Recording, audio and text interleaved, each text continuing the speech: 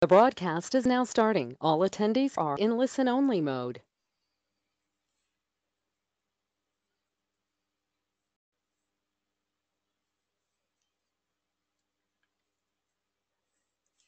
Hey folks, Caylor here. Just getting ready to get started here, but want to make sure that everybody's hearing me and can see my screen. So if you are on and you can see before, after, and how to get there on my screen, and you can hear me, which is a good thing, you could type um, into your chat area there so I know that everybody is good. I'm on. Thanks, Paul. Yay, people can hear me. You just never know because I'm sitting here in a room by myself talking to the computer screen. So yes, James, good deal. And Danielle, I'm gonna get that name all mixed up, but Daniela, I'm so I'm so bad with names. I'm sorry. I'll apologize in advance. But I see 11 people ran. We're gonna give it a little bit more time because I saw there's 24 people that registered. I know not everybody can watch today, but that's okay. If you registered, then you'll get a link to watch this later. That's why I was hoping that everybody would register.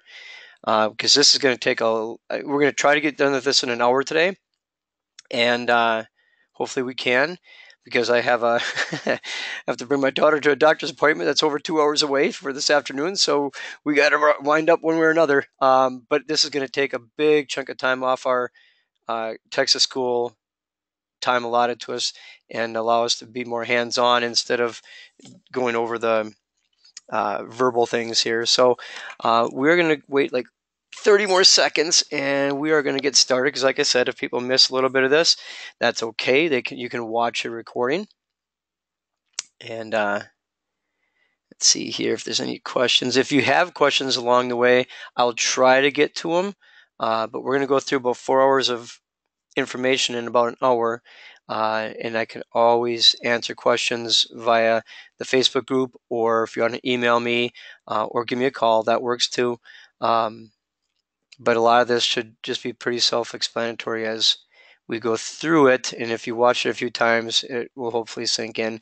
And we're going to go over this all in person again when we get there, but live, not talking about. We're going to do it for real on different situations, different locations. So all right, we're going to get started. Hey, welcome to Texas School. We're not even there yet, but we're going to get started because we have a lot to go over.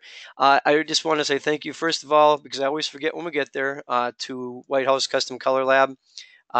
They're my sponsor for this and sponsor for a lot of things. They are my partner for the majority of my printing. You will notice when we get together that I tell things straight up the way they are, the way they work for me, good, bad, or ugly. I will explain to you all the things that I do, when, and where because of that. Because I'm a picky little runt, and I want to make sure everything is perfect for the people that pay me to do work for them. So, but White House has been a phenomenal partner, and they're a big part of why Texas School can happen, because they're one of the major sponsors. When we get there, I'm going to talk to you about Photo Day. Please remind me to do that sometime throughout the week. It'll probably happen on Friday morning, but remind me to talk to you about it because it's been a huge game changer for me, and I just want to pass on how it works and what's going on with it, so you can um, make a lot more and a lot easier workflow with any kind of volume work, dances or school dances or things like that. So get me or remind me about that. I probably won't forget, but remind me anyhow. Molite, the lights that I'm going to be showing are Godox lights. The supplier that I use is Michael Mowbray from Molite. You can get to his site by golite or gomolite.com. If you use the code Carl20, it's listed up here. I'm not sure if you can be able to see my cursor, but Carl20, no spaces, capital letters. You get $20 off any purchase that's over $349. In class, I'm going to show you how I use the 8600 BM with 32-inch octabox for most things.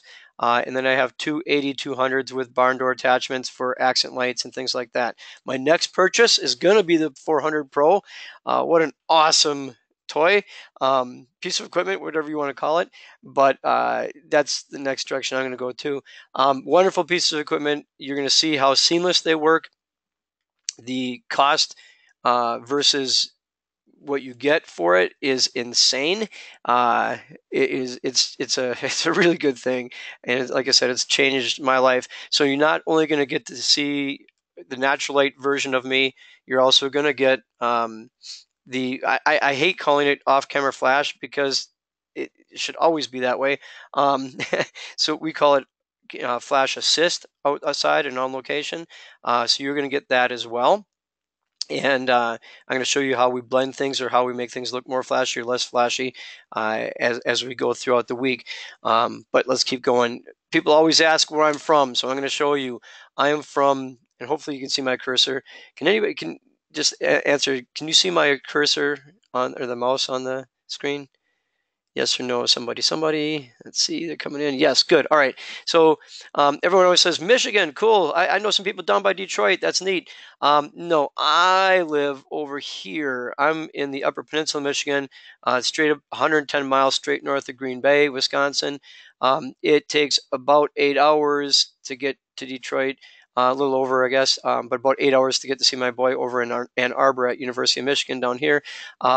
We're a long way away, and nobody claims us up here. Wisconsin is Wisconsin. Michigan belongs down here, and we're kind of in no man's land. So we have, you'll see here in a little bit. Go. Okay. I'll show you a little bit what it looks like here now and this time of year. But what to expect in this class? Well, today we're going to give an overview of natural light portraiture, and in class I'm going to do the same thing. We're going to talk about strobe assist on location. We're going to talk about different tools of the trade, whether it be strobe or natural light, because even in natural light, there are tools to use that will help you along the way. I'm going to show you where, when, and how to use all those tools. We're going to talk about and use light patterns and show you how to get them. We're going to show concepts of posing and then lighting that pose.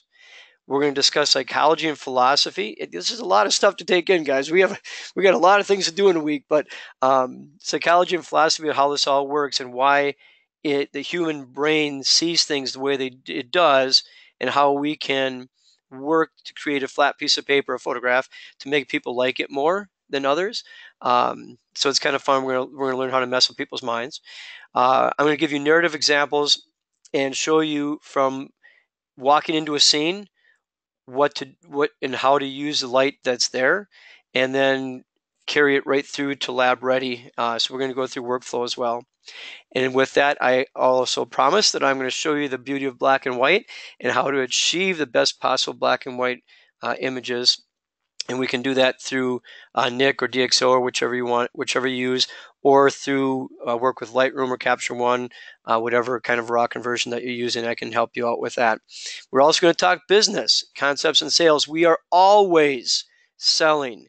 As much as we like this as a hobby, I'm sure most of us want to make a living with this and or extra income. So we are constantly selling things, whether it be in the consultation, the session itself, or the sales as we get going. So the Natural Light Studio. This is my camera room from the outside. This is what it looks like. I have great big windows. This is the north side of the building, so we always have open sky, letting the light in. So there's no raw light coming into that room. This is what it looks like on the inside. It's 20-foot ceilings. Inside dimension is 34 by 22. So that we have plenty of room to play. And this is how important light is. I built this into a hill so we could have a walkout basement and 2-story facing north to have the light concept that I wanted to achieve.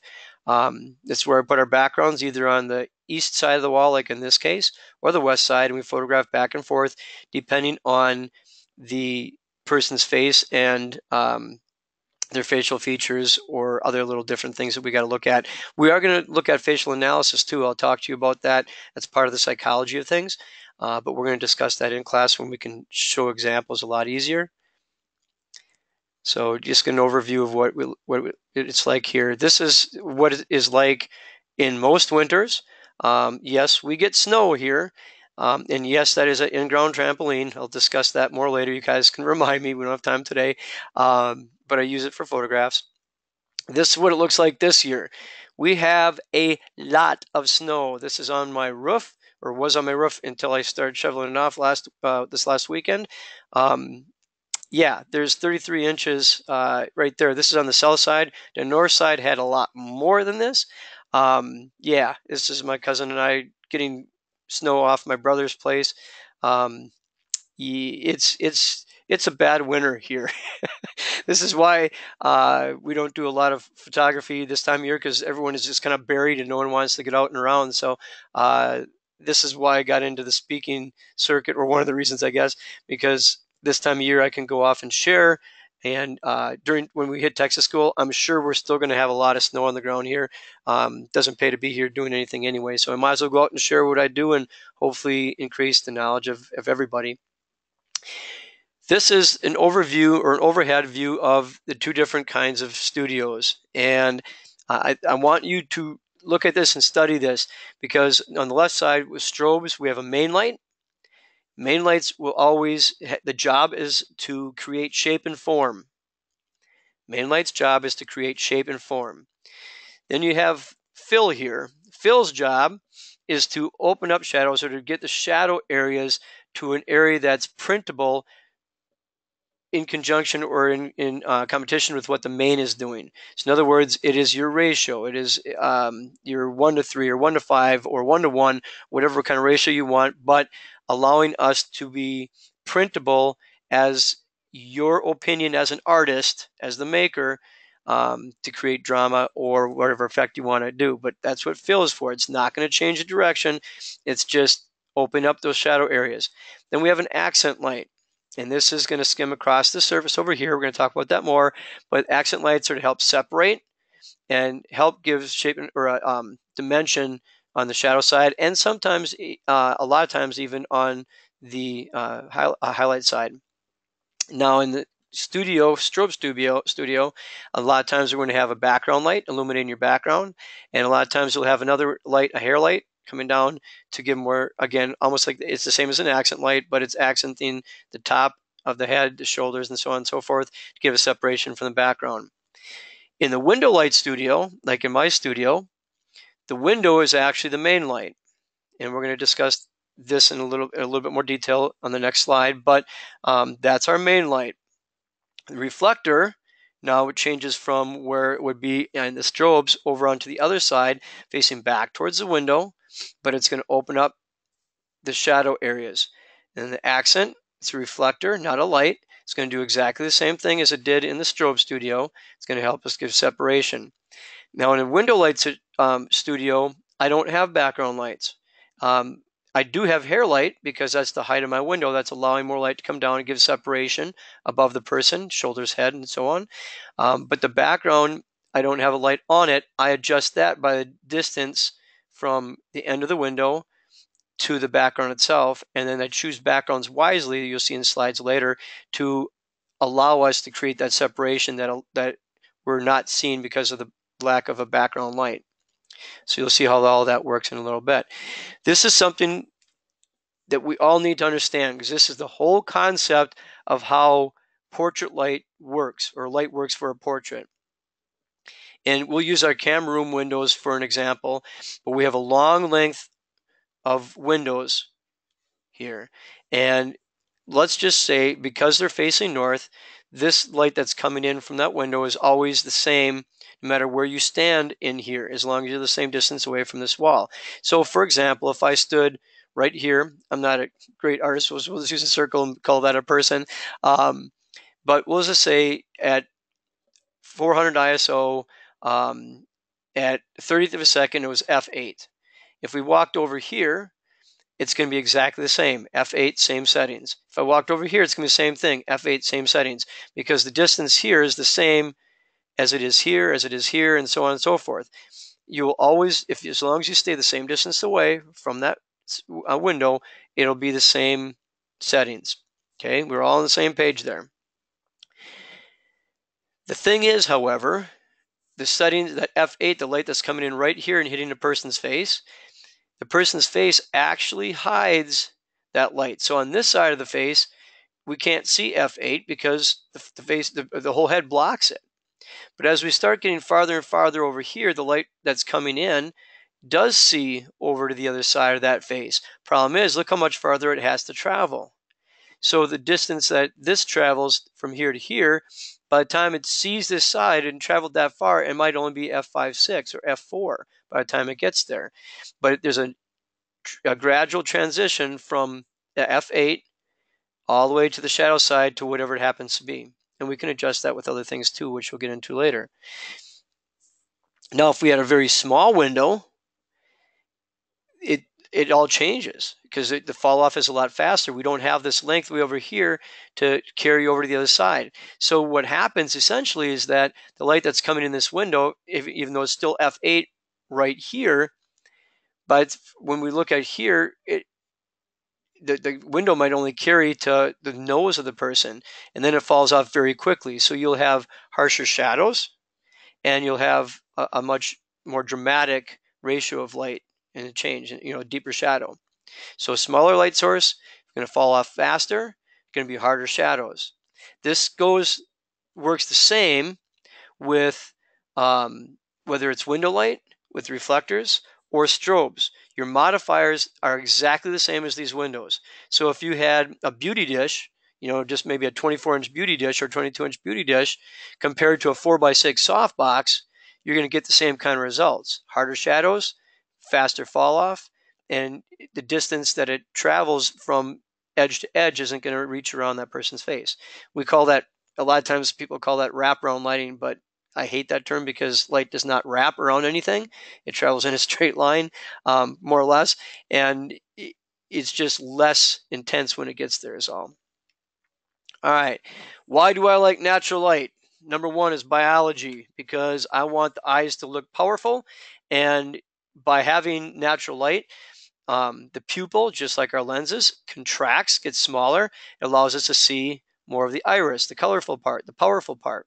This is my daughter's eyes, so I can make it really big and not, well, I guess it does kind of freak her out a little bit. Of course, we don't have to worry because she's not watching this.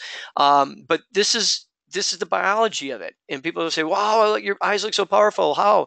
Mine don't look like that. Well, it's because a lot of times people are using a strobe studio. They have their lights turned off and they just have a modeling lamp on their light. And a lot of times that modeling lamp is not bright enough, intense enough to create or to make that pupil shrink down. So we don't see as much color. How do you get around that? Get a stronger modeling light or turn your lights on so that your pupil has a chance to contract. Why is light so important? And all the things I'm going to show you in class this or coming up here. Well, these images are an example of why. This is my daughter several years ago, just taking a nice little swim here in September. Yes, the water is cold then, but it's still not frozen, so we utilize it. But all these kind of fun little shots here, we're done with not the latest iPhone, but 2 iPhones ago on video. And then I took frame captures from that to make all these different still images. And I really do believe that this is where things are going with all the mirrorless kit. And I went to Sony now too. You'll see that in class. But, with the availability of taking frame grabs off of a video, it's going to make, we don't have to anticipate anymore. We don't have to capture that just split second of the right time, the right expression. We might eventually be videoing sessions and just pulling frames from it. I can really see this in sports photography, soccer, football, things like that. I could really see this coming into play pretty soon. And it's close. Like I said, this is from an iPhone 2 series ago. It's crazy. So what's going to set us apart from everybody else? Good lighting, good composition, good color harmony, good storytelling, all those different things that will set us apart from everybody using their camera or their iPhone and doing just this. So tools of the trade. In my natural light things, we're going to be working with reflectors in Texas School. And you're going to see silver and black and white, more of a translucent kind of thing. There's going to be gold that comes with the reflectors, and we are not going to use it. I'll explain that when we get there. But these are the reflectors I use here. I use black and on one side, silver on the other, because I use these as blocking devices as much as I use them for reflectors. Um, Blocking devices create or allows us to use the light subtractively. And again, in class, we'll discuss this more live, but light does not suck. Light is cool. All we're doing is blocking, using this black to block light from coming from that side of a person where we don't want it to come from. We always want our main light to only be from one direction, because that's what we said before is what creates shape and form. We don't want to mess up that shape and form of a person's face. I use a gobo a lot. This is a one from many years ago. It's on a gooseneck on a little light stand. Actually, it's a music stand, but it works out real well. But this is for blocking light, and I'll show you later how that works too. These reflectors from Larson are what I use inside. They stand by themselves with a little leg. I do take these outside on occasion because they don't have the ones that I used to use anymore. But they're hard outside. They become big sails and they fly all over the place. So being able to use the GoBox or Godox flash on the Gomo or the Molites has changed my life. Now I'm using strobe outside instead of carrying these sails around, because I can accomplish the same thing in more locations a lot easier than having those fly around. I use this light. This is a reflector from underneath. I'm going to show you exactly how to do that in a slide coming up, but I'll show you live how to do this as well. And it's an important tool for what we do in portrait work. I use a very heavy duty tripod, and hopefully they'll be able to get one to Texas School for us. They do some years, not all of them, but this is my tripod of choice because it's fast. You see these little levers here? That's what allows the legs to go up and down. I'm not sitting there messing around with legs trying to get them to go up and down and wait for the client. As soon as I squeeze these, the legs fall down until I hit something. And so whether I'm on uneven ground or bleachers or stair steps or whatever, it's instant. As soon as I press the buttons, they fall down. I'm ready to go. And I use they'll work with individual legs, or the ones in the middle over here control all of them at once. I use the middle ones almost all the time. I use the ball head joint on top. A newer version than what's shown here, but still similar kind of ideas. They work out great, but don't purchase one made for a 35mm camera. Purchase one that's rated for a little bit more weight, and they'll last a lot longer and make you a lot happier. And I am a true believer in the spider holster. I use that. When I'm on location, most of the time I'm not with the tripod. In my camera room, everything's on the tripod. It's a little bit lower light situations. We're getting closer to evenings, we'll be on a tripod, and for a lot of different things that I do, we'll use a tripod. But when it's regular time, I'm with the spider holster. I like to hand hold things because it's a lot faster moving around. I can interact with my subject a lot more. It's just my choice at this point in time. All right, exposure is very important. We are going to learn how to nail exposures, whether using a handheld meter or your meter inside your camera, because without it being the correct exposure, nothing else works. It becomes less printable, it becomes less quality, and you also can't white balance or custom white balance unless your exposure is correct. I'm not sure if everybody knows that, but so for example here, we use our light meter, point it back towards the light source. We meter highlights. And I will argue with anybody about that. I'm a custom printer. I was a lab technician before I was a photographer. Trust me when I tell you, if the highlights aren't correct, nothing else matters. If your highlights are gone, nothing's going to get them back. Shadows are up to you as an artist, how deep you want them to go. And you can get away with it. But highlights being blown out, it's just a bad situation. So make sure you expose for the highlight. In this particular case, here we are in window light, and we're at 5.69, which is essentially f8. Right? This is why I photograph in RAW as well, because in RAW, I can tweak that little bit to get it to f8. I know it's only 1/10 off. Does it make a difference? Yeah, it kind of does. Most people aren't going to see it, but I do, so it would bother me if I don't get it exactly right. Um, so you check with the meter, make sure everything is set correctly.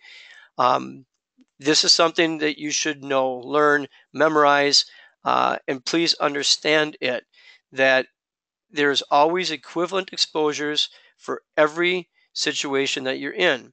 So for example, here, let's just say it said it was f8 at 1/60th of a second at 400 ISO.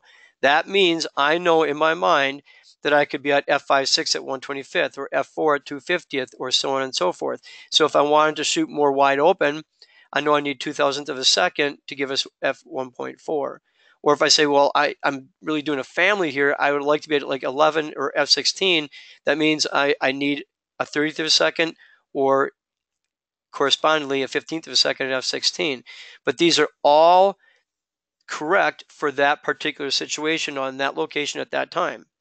Okay, so make sure we know that and understand it. If you have questions about that, ask me. I will explain it more thoroughly as we get to class. But once your exposure is correct, in a lot of places that I work, because up here we have tempered glass, and if we're inside, that tempered glass has a green tint to it, and we don't see it with our eyes just kind of overcome it, but the camera will see it, and so we need to do a custom white balance. So I photograph a card. If you're Canon or Nikon people, Sony people, now we don't have to do this anymore. I'll show you how to do that when we get there. It's so cool. But you photograph a gray card like this. Um, this is to check your math. And so I come in really close. I fill the frame with this gray card. Excuse me. It doesn't have to be in focus, but you do need the colors and the densities correct. Once you're in here, this is your checking your math. You look at your histogram, and that card filling the frame should give you a histogram like this if it was exposed correctly. You have a spike on the graph over here, spike on the graph over here, and one in the middle. The middle is larger. Why? Because there's more gray on that card than anything. And a histogram is seeing everything within that scene. So it sees your highlights, your shadows, and your midtones. So histograms are great for checking math, but you just have to know what it looks like. So when I show that I flip the card over and I fill a frame and I photograph the white card, I ignore what the exposure says it is because it'll be looking at this white and trying to tell me I'm overexposed, but really I'm exposing for white. So and to back up, the backside of that gray card is just white like this. So this is seeing the backside, it's just white. And when we do our custom white balance in camera, then all of a sudden everything turns nice and white the way it should be. And we're all happy and our people are the right color. If you're having a hard time getting color correct, you can have somebody do it for you. Post-process, you can have Rebook you do it. I have tried it in the past. It works out nice. It's easier just to get it done in camera, but you can have them do it too. I use Rebook you for getting rid of zits and blemishes because I don't have time for that. And they've been working out really well. I'll talk more about them in class. So within the light, this is where we put our people. And I'm going to explain more and show you live how this works and why this works. But we want people on the edge of that light source. And the reason, or biggest reason, again, is I'm forcing the light to come in the same place I would have put a strobe. Strobes, if you've taken a class before with studio lighting, rule of thumb has always been main light 45-degree angle from the subject and 45 degrees up. Okay, so the main area of this is our main light right here. That's typical rule of thumb, and then everybody's face is a little bit different, so you might have to tweak it a little bit depending on the pose and the person's shape of their face. But this is a good starting point for in the studio. So we're letting that light come in. It's also not hitting her direct, and it allows us to see texture in her skin as well, which we're going to get into later. You can see this is fill. This is my fill light. You notice it's not pointing at her. It's pointing back towards the main light. All it's doing is getting some of that light over here into the shadows without changing the direction. You can see the light on her face right here, the highlight, is still there even after we add our fill reflector. Don't point it at them, always skim it across them. This is our light from underneath. See, it's pointed back towards our window, back towards our main light. It's not, again, pointed underneath and shining right up on her. It's pointing toward the main light, and we feather it in until we see it in her eyes. And I'll explain that more later in class live. But if we do nothing but that, this is what our person's face looks like. And this is a short light. The mask of the face is pointed back towards the light source, giving us a nice illumination of the short side of her face, the mask, the eyes, the expression, the nose. Consequently, when she turns her head away from that area, now the mask of the face, the short side, the eyes, nose, and mouth are going into shadow. The broad side from the nose all the way across the head is where the light is coming from.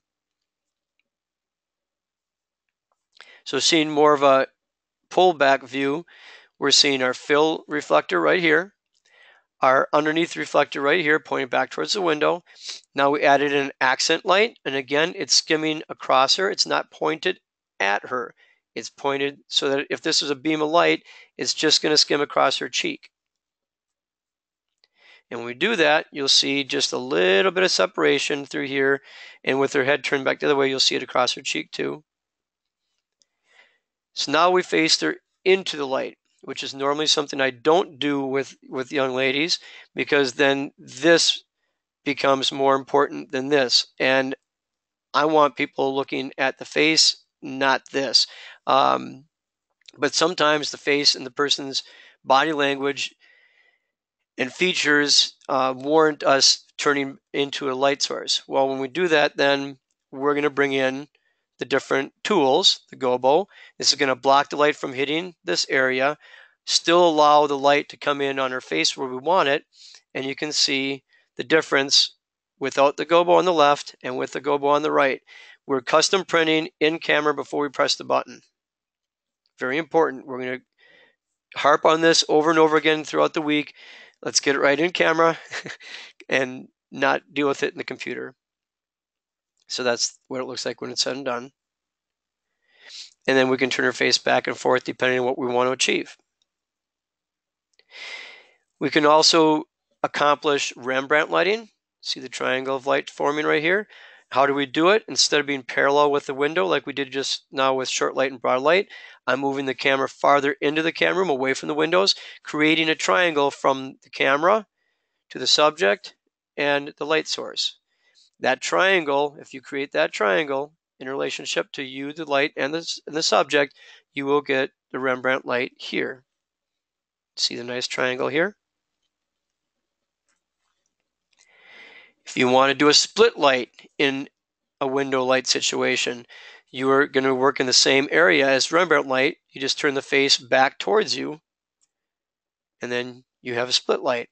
You can't do this staying parallel, because if the person turned their face straight at you, the light is still going to come over and hit the side of their cheek, and it's not going to be a true split light. Right now it is. You'll see it straight up the bridge of the nose, just catching the other lip past the angel marks, and we have a good feature here. Make sure that, and we're going to talk about this thoroughly in class, but we want to make sure that our expressions match the form of light that we're using.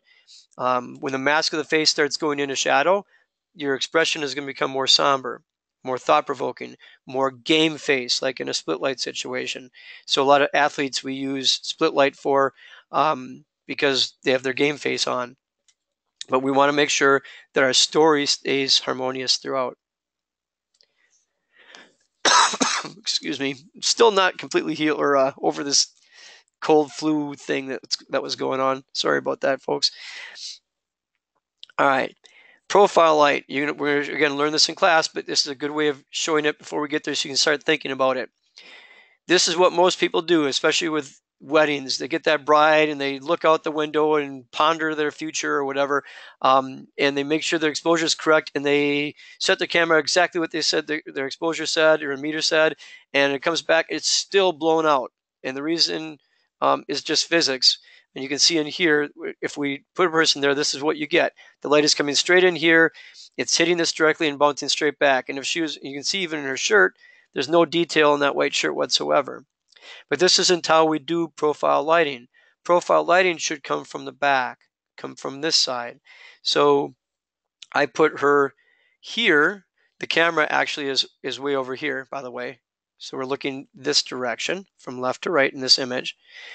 But look, she's not looking at the window at all. She's actually facing this background or this blocking device or a wall or whatever happens to be there.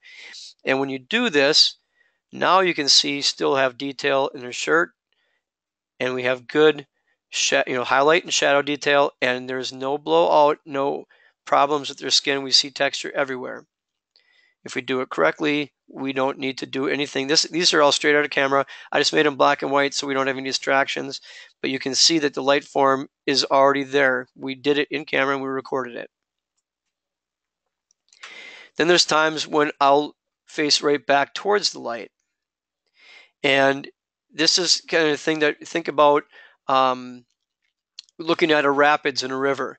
And you look at the rapids, how the water is going really fast around a rock. And it'll make almost like a teardrop or a V right around that rock. Think about this particular form of light in the same manner. If you have a blocking device here, a wall or a background or whatever, and in this case I use two different backgrounds. This is like a slip back here so we don't see through this, see the light through this background. And I'm photographing right back into it. So the light is coming right around the corner of this, right around the corner of this, and just over the top. And what it does is creates a nice, just accent lights everywhere. We don't have any main. We have these reflectors here for a little bit of fill, but we just let everything just go. You can see how far away she is from the background. But it creates a nice accent light, both sides, and because of the height of the background and when the windows above it gives us a nice little hair light too. But I'm letting her, because her face is not being lit at all, we're letting it go into more of a somber, thought-provoking kind of pose. If you get too close to the background, then you just throw it all away. The only thing that came in is the light from right above. And now we're in a bad situation. We don't have any shape, any form, no dimension. So we want to make sure we watch, and you just watch the person. Let them walk towards you until you start seeing it. And you will learn how to see this in this class. And then we'll record it. Something very important. If you get nothing else out of this class, this is one thing I want you to be knowledgeable and happy with when you leave. It's what I call rhythm of light. And it's the way it warrants what I buy for backgrounds. It warrants what I look for behind my subjects when I'm out on location. It's not always there, but if there is a possibility of this happening, it will make your images more powerful. So here's how it works. I painted this background many, many years ago. It's one of the first backgrounds I ever painted. But I painted it because, like I said at the beginning, we don't have background lights in our natural light studio. So I paint the light in. So the backgrounds we choose and we purchase, make sure we have dark areas and light areas to use as separation devices. Now, what I'm going to do, I photographed this young lady on the green screen so I can drop her off there, and so you can see that we're using the exact same image for both these examples. All right, so nothing's changed. The lighting hasn't changed. The exposure, it's the same image. I popped her off the screen background and I put her on that background that you just saw. Okay, I am looking to line up the highlight of our subject with something darker behind her in comparison to the shadow side of her face to something a little bit lighter. The power of this is that we see things, our brain sees things a little bit differently than what we realize sometimes. Dark things seem to be going away from us. Light things seem to be coming towards us. But if we put our light of our subject up against the dark of the background and the dark of the subject up against the light of the background, we have a push-pull kind of thing going on in our brain. And our brain says, hey, this isn't a flat piece of paper. And because of that, we like things more when they're three-dimensional, and it looks three-dimensional, even though it's a flat piece of paper. So consequently, If I remember what this looks like, 'cause I don't think I can go backwards. I moved her over a little bit. So all I did is I slid her over here so that the highlight is against light and the shadow is against shadow. So all I did is I moved her 3 inches, and see the difference? She just doesn't have the same dimension at all here compared to the first image. And we're going to go over this over and over in class. So let's go outside and play. Now, I hear this all the time when we go outside and we're like, oh, we're a natural light photographer. And people are like, um, yeah, that means you don't know how to use light. Not true. I do know how to use light. Natural and strobes. It's just that I choose, if I can, to use natural light because I like the biology of it. Like I said before, I like it because I can see it. It's more forgiving for facial blemishes sometimes because it's a softer light, usually because it's a larger light source. And it's less to carry when we're out on location. That being said, if we popped into a park like this is actually my backyard by the studio, but no, the parking lot anyway. But if we dropped into a scene like this, my first thought is either I'm going to do this early close-ups or later in the day or early in the morning, or I'm going to be using strobes because all of this highlight over here is not going to be printable. See, look at here, even where it's hitting hard or raw. See how it's just kind of glowing white in the back here? None of that is going to be printable. And it's going to even glow more than it looks like here when it's on a print because a print can't even handle what we're seeing on the screen. So we stay away from that kind of stuff. Make your life easy. If you're going to work with just natural light, work in shade. Areas like this where it stayed the same density, the same shade in the entire area, and then find a place that creates the direction of light for her to exist within. But in this situation here, this is one of the, if we wanted to work or had to work here, this is what we'd be, or when we'd be pulling out the strobes and showing you how to balance the strobe to all this kind of stuff. And you can see, even on, people say, well, when it's cloudy out, because the cloud came over, so I quick did this, we can work anywhere. No, not true. It makes it easier for the background to stay constant and for us to be able to print, but there's still more light coming down straight from above, causing dark eye sockets and problems with shape and form of that person. So yes, cloudy days allow us to have an easier background to use, but we still need to use the direction and maybe subtractive lighting to create the best form of light on the person's face. So now we moved her over a little bit. Now you can, so we have the canopy of the tree blocking the light coming from straight down. She's far enough off to the right that there's all that shade that was underneath the tree over here is not allowing light to come back from that direction. So light is only forced in this way. Rule of thumb, and I will say this over and over again in class, I'm sure, because it happens every week-long class, but if you are unsure of a location, if it's going to work for you lighting-wise, go sit where you plan on putting your subject. Sit there, and then you say to yourself, self, where's the main light? If you look around where to the 45s, 45 up, 45 over, left or right, if there's not a main light there, an open sky, if it's blocked or if there's something that's keeping the light from coming that direction, then you need to move on, go somewhere else. Or that's a situation where we're going to bring in strobes and assist the situation to give us the right kind of light. We have to have a good exposure, a good amount of light, and a good quality of light. We're kind of picky that way. We want both. So here you can see again, she pulled out from underneath the canopy a little more, and we're seeing all that raw light hit her hair, and see what all this is going to be issues later. And the cloud went away, so now we're seeing all that raw light over here. Again, not a prime situation. Getting a little bit better. We're pulling her inside. Now we're blocking that light from coming from above. But see, even though we made it better for her, the background still isn't going to work. We still have all these hot spots that are going to blow out and not be printable. So choose your backgrounds wisely. Look at places that don't have these spots. Work simply. You can fool it a little bit by using a long lens. This is 200 millimeter at f2.8. So you're letting the bouquet kind of take care of the bokeh, whatever you want to call it, kind of mush that background a little bit. That can help, but some of these spots might still get a little bit bright. And along that, lens selection is a huge thing. You will see me carrying around most of the time a 70 to 200. Why? Because I can narrow down to little nooks and crannies.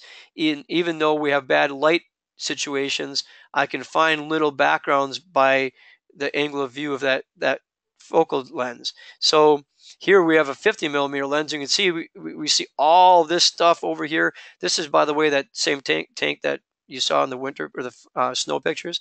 But it's not nice. It's ugly, as well as all this. So we're never going to get to the person that we were trying to photograph if we have all this distractions. That's why long lenses are somewhat important in portrait, because we want to isolate this person. So now it's the same situation with that longer lens. We cut down the angle of view and allowed us to have a more simple background. All right, we do whatever it takes, because when we're working with natural light, we can't move the light. It just doesn't work. I've tried it. The open sky just isn't that portable as far as turning it one way or the other. So we have to move the person within that light, and then we position ourselves within that light and that pose to make it correct for the shape and form that we desire. Now, the difficult part of this that you'll find out is by the time we turn the person to get in the right light and we position ourselves to make the light or the form nice on her face, maybe the background wasn't what we wanted it. So then we got to position, finagle around so that the background looks good, the light is good. Man, we got a lot to think about. So I'm going to tell you right now, before we even get to school, I'm going to give you permission to give yourself a 10% raise across the board, because we have a lot to think about. There's a lot more to this than just pressing a button on the camera. It's difficult stuff. Give yourself a 10% raise because of the difficulty factor. All right. It'll help pay for Texas school. But it's up to you as the artist, as the creator, to make sure that everything is perfect, to orchestrate, to tell a person where to go, how to light. You're lighting it. You're looking for distractions in the background. You're looking for comfort zone things within posing, which we're going to go over later. But it's up to you to create the image in your camera. And when it comes right down to it, that's what we're selling. We're selling professionalism. But do whatever it takes. Different angles. Don't do this without safety nets. And sometimes we do what we have to do. I guess this was at Texas school a couple years ago. He just needed a higher angle. Don't ask me to do it this year. I'll do it if you need to, whatever. But do whatever it takes. And sometimes when you get a vision, when you see something that you're like, oh, this background would be really cool. Now go and use it when you can. Make your vision come to life. So this is an image I did many years ago, the very first week-long school I taught out in California. And this is the scene I saw outside my dorm room window every morning. And I'm like, oh my gosh, I can't believe that. I hope somebody uses this as a background. And by the end of the week, nobody had used it as a background.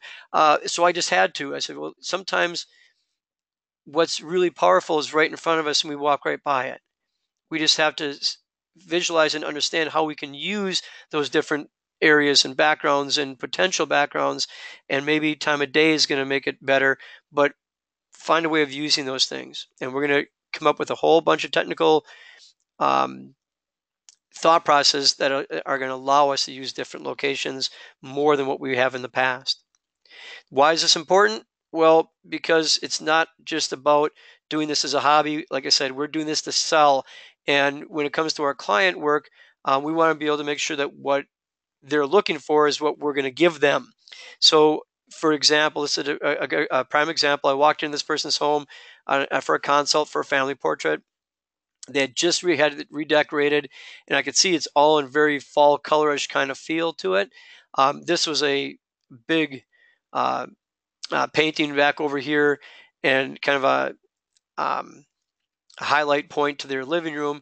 And I thought, hey, I know locations with poplar trees like that, and I know that we could mimic those colors. So looking around at all the different things they had going on here, I thought to myself, we're going to mimic this because we're going to hang their portrait on the other side of the room, and it's going to help balance this room out. So this is the actual portrait that we put together for them. This is done on canvas. It's a 30-inch canvas. Um, this is what it looked like right out of camera, or not out of camera. This is what it looked like out of post. Out of camera, get ready for this. I'm going to show you how to do this in class too.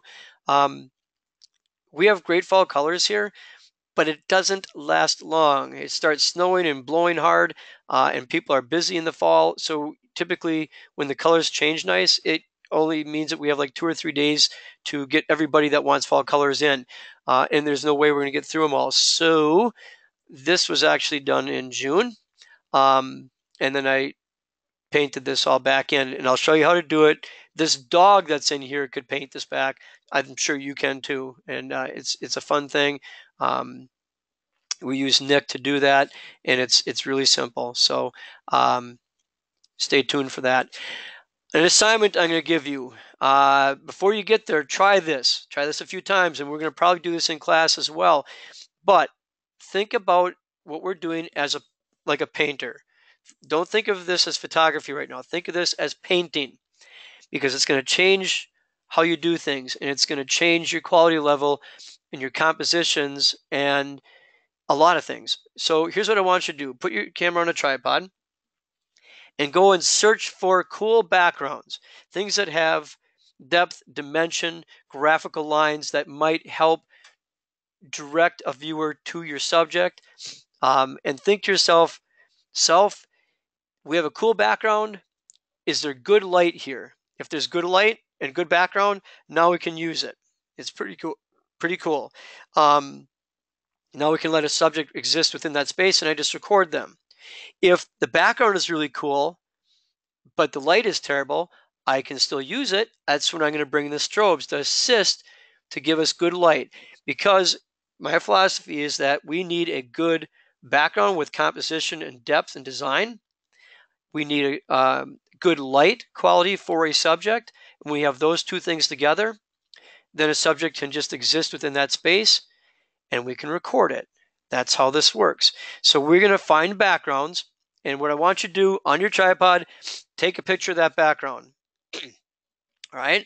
And then you're going to put your hands in your pockets, you're going to look through your camera, and you're going to tell your model or your subject that's there helping you to walk into that space, and you just watch where they're going and direct them to areas within that scene that are going to be powerful. And once they're there and posed and lit for that pose, then you can take your hands out of your pocket and record it. So, and do a lot of different things while you're there. Okay. This is a background I found I thought was really cool, and I just placed the subject in there. But I do this all the time now. I start with the background, and then I visualize and think to myself, what can we do with it? Where can we place people within this?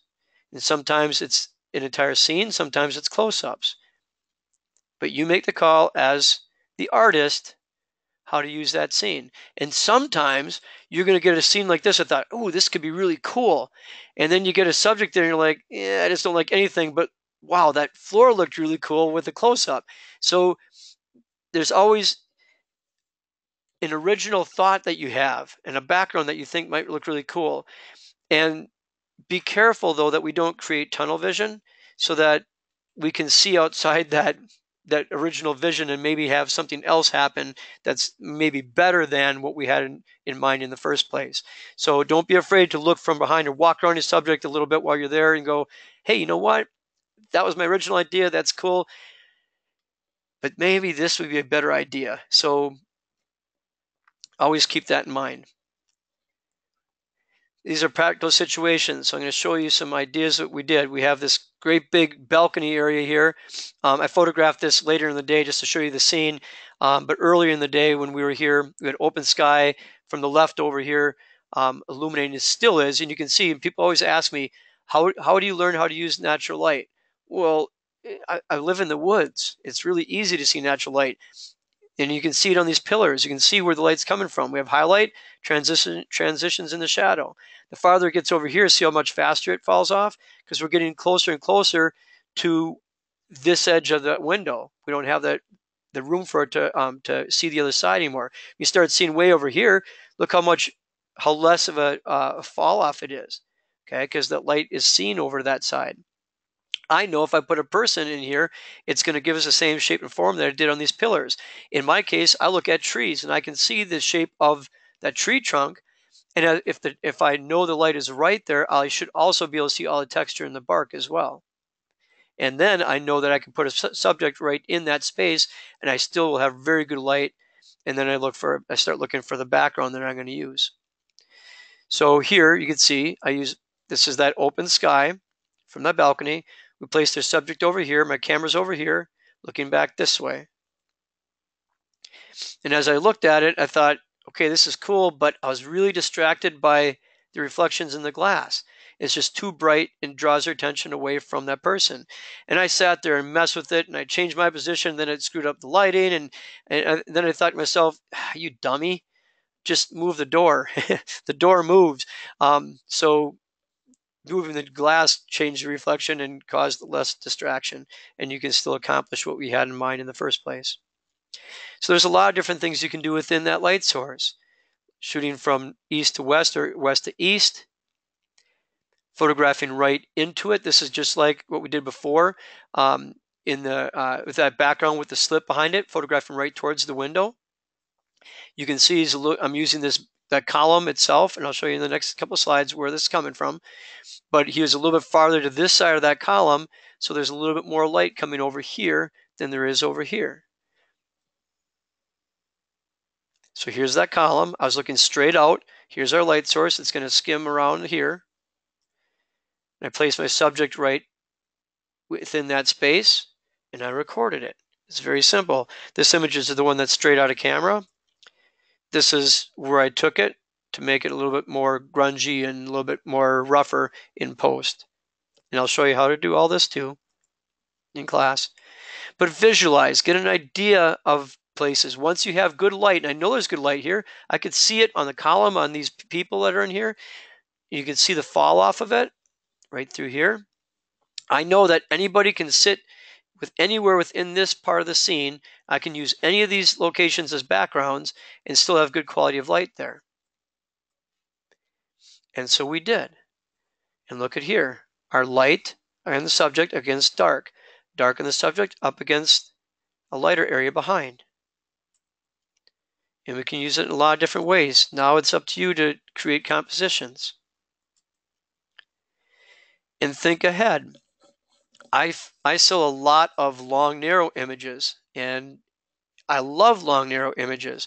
So there's a lot of times where I don't think of the whole rectangle as my end image. I think as the top and bottom, my longest edge, and then making sure that everything fits to be able to do what I want in the end. And so this is keeping everything contained within the pose, within the scene, to produce a long, narrow image. Visualize and then make it happen. But look for backgrounds. This is a background I saw. A lot of these are in California because it's hard to miss there.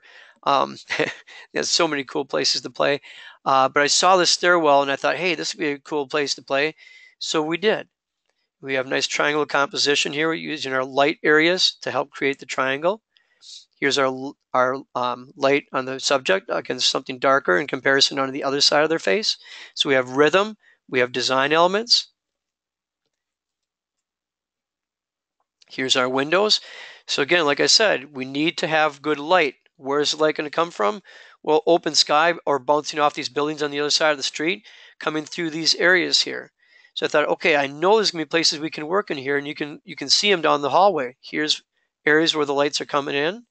I know if I place somebody here, and this gentleman actually just sat down and I asked if I could photograph him. So no reflector, no anything, just click and record it because he happened to be in a simple background with good quality light.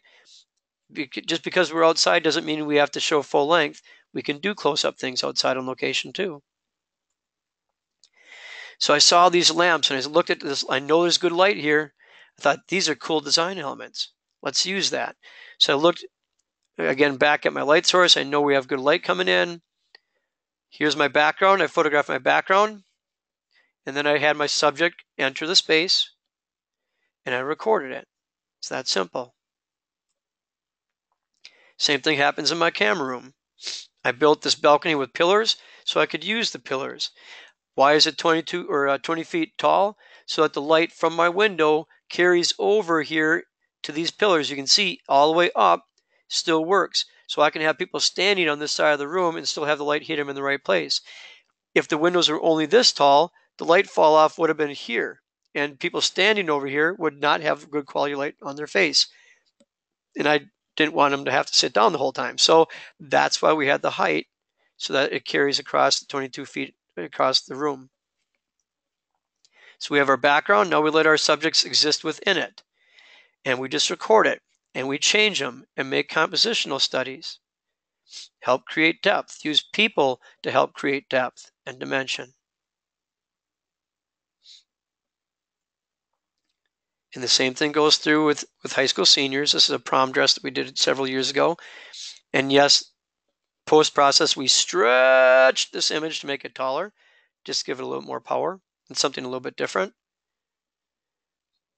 But it doesn't matter whether we're photographing seniors or seashells or landscapes. Light is still light, composition is composition, and your backgrounds need to have power. So look for your backgrounds first, like I said. So sometimes, whoops, that's not gonna let me go back. Oh, it is, good. All right. I look for backgrounds. I drive around and I look for these things. And in this particular case, I saw this trail. I thought this is really kind of cool, but obviously not this time of day. So kind of think to yourself and make mental blocks or even write notes.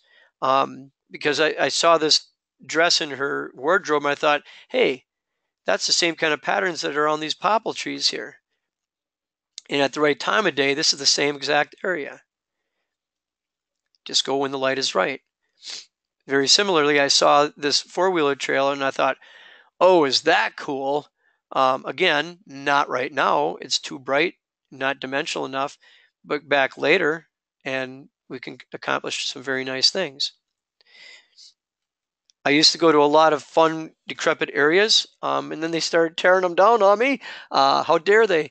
But so I decided to build my own decrepit place, and it changes from year to year. This wall is actually gone now, and I have steel on here now, and but we build different sets in these different bays, and I can photograph a lot of different things here without having to leave my yard. So we built in hallways and windows and everything else. But it's a nice little place to be able to do a lot of different things close by and all through the time of the day. So you created this. This is just 3 pieces of plywood painted, and you can even do this. You don't even need a great big building. Just something to block the light from coming down. Paint 3 different pieces of plywood the same color. They're going to give you shadows from where the light is coming in here, creating shadows from this one, from this one, and this one. And it helps create a nice little dimensional piece for you. And then we just pose within those areas. Okay, simple, simple. We're going to go through posing more when we're in person, but a lot of these are straight out of my book. And somebody had asked if it would make sense to buy the book before you get there. You can. You can order right through me. It'll be the same amount. You just pay for shipping. But I'm going to bring books there. I can sign them there. You're not paying shipping there. And really, I'm going to go over everything that's in the book. The book is just going to be very helpful for you as far as not having to take notes. It'll just be a reminder of everything that we did.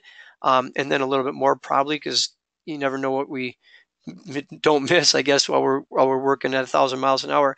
But there's a lot of times when you guys are working in small groups, and this is taken right from a small group from the California workshops. But anytime I come up to one of your small groups that are working with a model, I'm going to do something wherever you're at. whether I feel it's a good place to work in or not. We're going to find something to do there. Please don't test me too much because you should be working in easier areas than this. But there's always something that we can do. And given this subject's body position and body language, we were able to produce this. This is light lit with the sidewalk and with the light that's bouncing off this landscaping piece, this little piece of wall over here. And we created this. So very, very, very close up to eliminate distractions using a light source that I probably would not typically use, but it works for this story. And again, looking for, if the pose is profile, make sure the light is coming from behind. And we do this by looking for open sky areas and blocking devices. We're going to kind of skim through this because I'm going to show you all these live. I just want to get to a couple more little things here,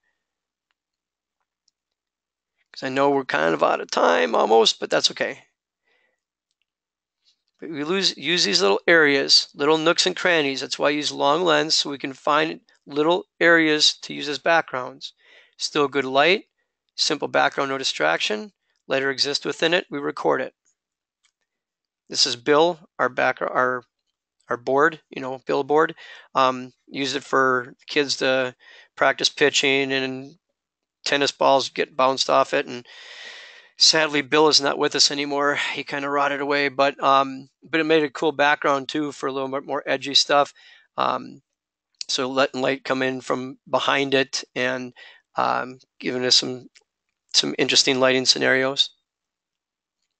And you don't have to go far sometimes. My building blocks the light in the morning. So our morning sessions, we have this whole area over here that are in shade that we can photograph north or south, because the open sky from the west is what's giving us our main light.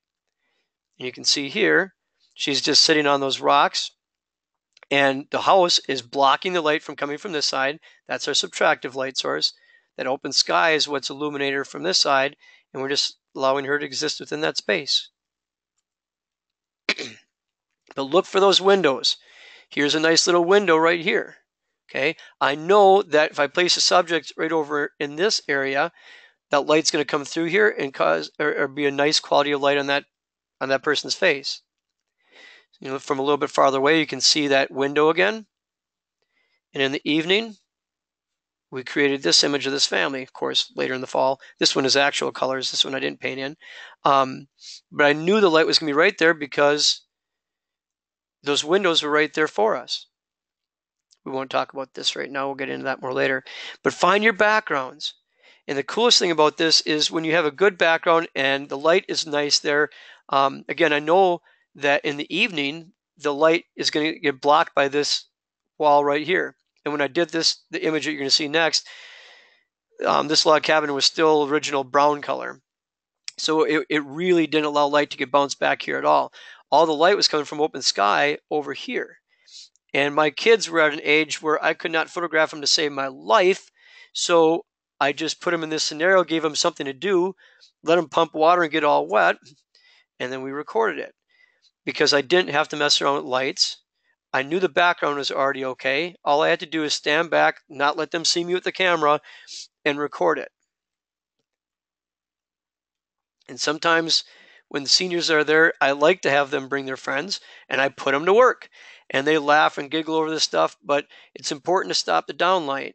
And I guarantee you, if this senior that paid to come photograph with you and you have fun with them, give them a good experience and laugh and giggle, this one's going to end up booking a session with you. And I guarantee you that she'll be back to hold the reflector for her session.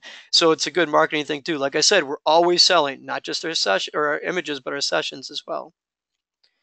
So by doing that, we're stopping the downlight. Light can't come from these rocks. Light is only coming from the open sky over here.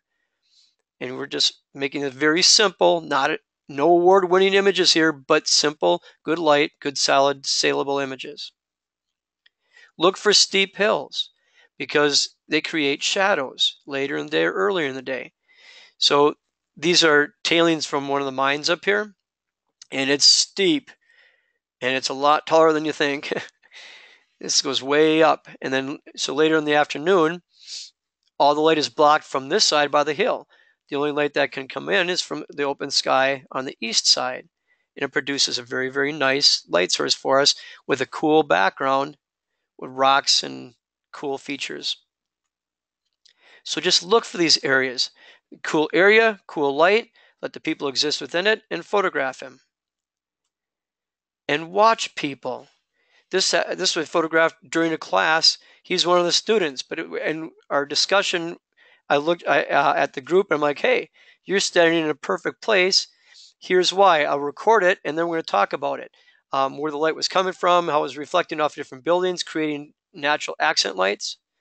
Really cool stuff. So I'm sure this will come up in our discussions during Texas School.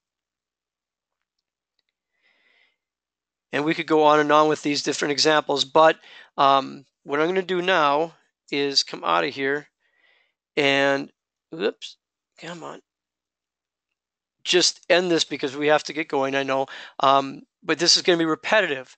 We're in class, we're going to I'm going to show you things, so I'm going to demonstrate. I am going to break you up into small groups so you can do things on your own. While you're in those small groups, I'm going to bounce from group to group and demonstrate again just for that small group area. I'm going to watch you. I'm going to ask you questions. And after a while, you're going to go, okay, I'm thinking through before I press that button, and I'm going to make sure that there's a reason why I'm doing what I'm doing, because and not that there's a right or wrong answer. It's just that we want to make sure that we're not just going click, click, click. We're making sense. We're directing. We are creating an image. We're not taking pictures. We're creating images. So when we get done with those small groups, you're going to come back. We're going to go over workflow when we get there. And you're going to, because you need your computers, people. You need to have your computers there and raw conversion software, because you're going to take the images that you create in small group assignments. You're going to get them into your computer. You're going to convert them to or rename them so that the school is happy. You're going to resize them so the school is happy because the models get paid with images, and we have to supply them so many per hour per model. So we have to make sure we do this correctly, and they'll give us the new naming scenarios when we get there. But you're going to, we'll walk through it in class. You're going to rename them, you're going to resize them, and you're going to convert them to JPEGs. Those, and then you're going to cull. And what I mean by culling, everyone calls editing. To me, editing is you're going to go through all the images. You're going to get rid of anything that you think is just crap. That's a technical term. But you get anything that you don't like, that's not in focus, that has goofy eyes or whatever, bad expressions. Get rid of the stuff that's not good. Everything that's good and saleable, you are going to put in a folder for that model. All right. And so that's why renaming is very important, because we want to make sure it goes to the right person, because there's 36 different classes going on with hundreds of models at Texas School. So we got to make sure we do things correctly, that they all get their model images. Then you're going to go through those edited images, the ones that you thought you gave to your model, and you're going to pick a said number that I'll give you at that time, maybe 10 the first day. You're going to give me maybe 10 images that you want me to critique. And we're going to go through them in class in front of you and God and everybody. And we're going to discuss the good, the things that may have other opportunities and other options. And we're going to learn together from each other's images. It's a very, very powerful part of the class, probably what you're going to learn most from in this class. And don't sweat it. It's not a big deal, because nobody knows whose any image is unless you want to own up to it. So your name isn't on it. No one's going to point you out and point fingers at you or anything like that. I will discuss more of that later when we get to class. But we are going to use that opportunity to see a lot of different things, and a lot of ideas will come up, concepts will come up that I'd never even dreamed of. So, I mean, I can put together a very structured class, but I can't possibly remember every scenario that's possible that happens. And that's why we do these critiques, because stuff just pops up and we address it. So it works out really well. Um, so with that, I'm just going to say very simply, keep practicing. Learn your exposures right now. Make sure you have a way of nailing exposures before you get to school. We'll work on it more when you get there, but really nice if you had that down. And custom white balancing, at least browse through in your camera, whether it's Nikon or Canon or Sony or Fuji or whatever, so that you know how to custom white balance. Actually read the manual, and make sure you know how to do that. If you have time after all that kind of stuff, put your camera on a tripod and go look for backgrounds. Bring your kid or a neighbor or whatever with you. And once you find the background and have it on the tripod, put your hands in your pockets and direct them through that scene and start working on compositional things. Because it will amaze you at how much more powerful your images become very rapidly if you do that. So keep practicing. And I hope I spelled this right. I'm working on my y'alls. And I'm fixing to work on my y'alls. So we will see y'all in Texas coming up very fast. If you have any questions, by all means, email, use the Facebook group, or call me if you have to. I'll put my phone number on the Facebook group so that you have it. And if we don't see or talk to each other between now and then, everybody travel safe, and we look forward to seeing you in Texas. Good times, folks. Talk to you soon. Bye.